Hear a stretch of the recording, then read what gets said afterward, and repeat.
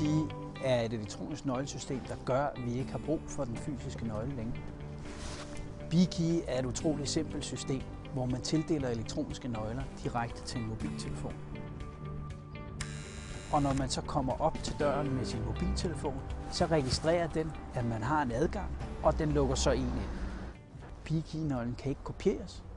Den kan ikke tabes. Adgangen kan stoppes fra centralt hold via vores sikre server, og vi kan tildele nøglerne i et tidsbegrænset tidsrum, så dem, der skal ind, kun får adgang i det tidsrum, hvor de netop har et behov. For kommunerne rummer det her nogle store fordele.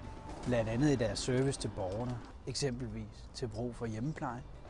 Vi kan se, hvornår den enkelte hjemmeplejer er kommet ind. Og samtidig så skaber det en stor tryghed og en stor sikkerhed hos den enkelte borger, at der ikke er fysiske nøgler i omløb, som kan kopieres eller som kan tabes, hvorefter der skal udskiftes låse, eller at man kan få nogle gæster, som man ikke selv har inviteret. Hey, den er fin. Ja, men det er dejligt. Det er godt. Perfekt. Så kan vi slappe af igen. Nå, det er godt.